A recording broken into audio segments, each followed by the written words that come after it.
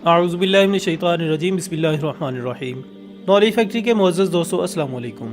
ناظرین گرامی، قرب قیامت کی نشانیوں میں سے ایک نشانی غزوہ ہند ہے، جس کا ذکر متعدد احادیث مبارکہ میں ملتا ہے۔ حضور اکرم صلی اللہ علیہ وآلہ وسلم نے ہندوستان کا نام لے کر غزوہ ہند کا ذکر فرمایا تھا۔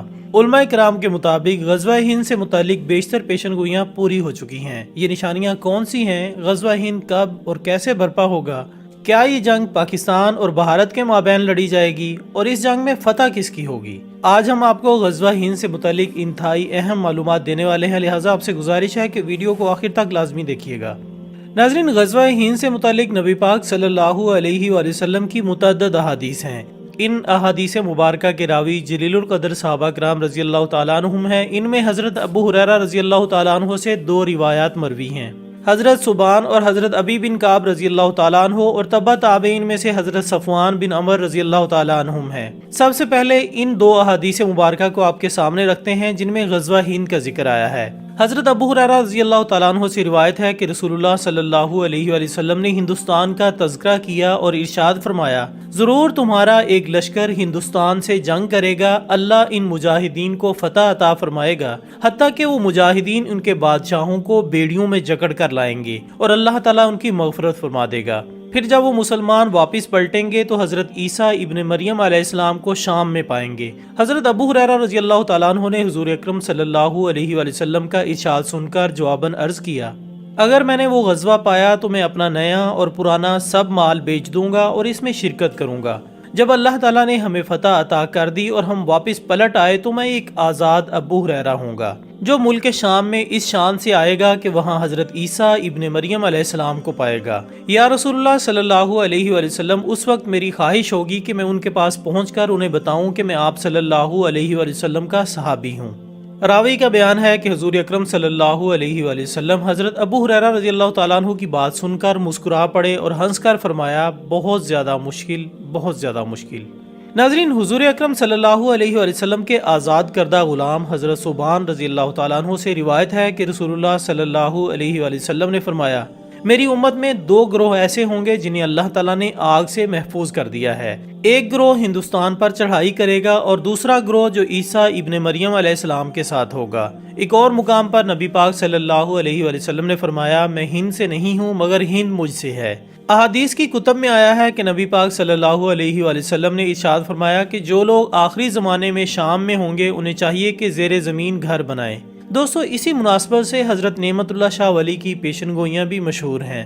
نعمت اللہ شاہ ولی فرماتے ہیں کہ غزوہ ہند کے دوران دریائے اٹک 3 دفعہ خون سے لال ہو جائے گا، سرحد کے غازیوں سے زمین کانپے گی، دلی اور کشمیر فتح ہوگا اور حضرت امام مہدی علیہ السلام کا خیمہ غوطہ میں ہوگا۔ غزوہ ہند آخری فیصلہ کن مارکہ ہوگا۔ اسی حوالے سے علماء کرام کہتے ہیں کہ ایک زمانہ آئے گا کہ جب عرب انتہائی غیر مستحکم ہوں گے تو اللہ ایک غیر عرب قوم کو اٹھائے گا جو کہ ہتھیاروں اور لڑائی میں عربوں سے بہتر ہوگی اور ہندوستان پر قبضہ کرے گی۔ ناظرین، دراصل غزوہ ہند ایک ایسی جنگ ہے جس میں تمام ہندوستان کو مسلمان از سر نو فتح کر لیں گے۔ یہ ایک مکمل فتح ہوگی جس میں ہندوستان کے تمام سردار بیڑیوں میں جکڑے جائیں گے۔ غالب امکان یہ ہے کہ یہ جنگ حضرت امام مہدی علیہ السلام کی سربراہی میں لڑی جائے گی اور بڑھتے بڑھتے بالآخر تمام دنیا پر حضرت امام مہدی علیہ السلام اسلامی اقدار قائم کر دیں گے، جس کے بعد حضرت عیسیٰ ابن مریم علیہ السلام کا نزول ہوگا جو کہ آخری جنگ یعنی ہر مجدون شمار ہوگی۔ ایک سوال جو کہ غزوہ ہند کے بارے میں پوچھا جاتا ہے وہ یہ ہے کہ غزوہ اس جنگ کو کہا جاتا ہے جس میں نبی پاک صلی اللہ علیہ وآلہ وسلم خود شریک ہوئے ہوں۔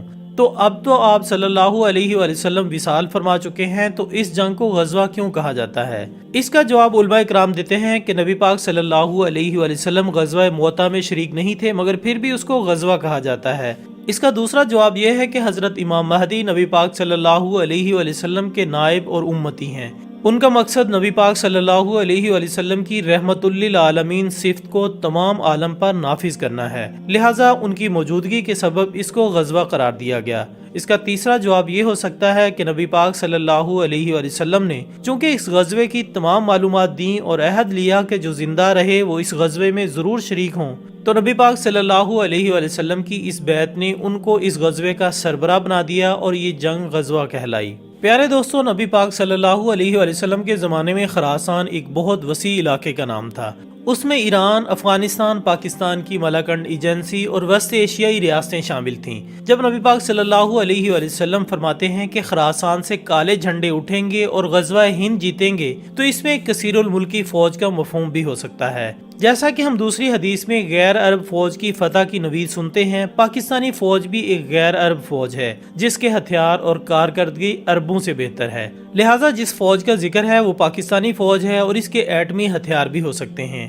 یعنی غزوہ ہند کے دوران پاکستان بھارت پر حملہ کر کے پورا ہندوستان فتح کر لے گا۔ گزشتہ 100 سال کو دیکھا جائے تو جس وقت اسرائیل وجود میں آیا تو ڈیوڈ بن گوریا نے بیان دیا تھا کہ ہمیں کسی بھی عرب ملک سے کوئی خطرہ نہیں، ہمیں صرف پاکستان سے خطرہ ہے۔ حالانکہ پاکستان اس وقت محض 1 سال پرانی نوزائیدہ مملکت تھی جو کہ اپنا وجود بچانے کے لیے ہاتھ پاؤں مار رہی تھی۔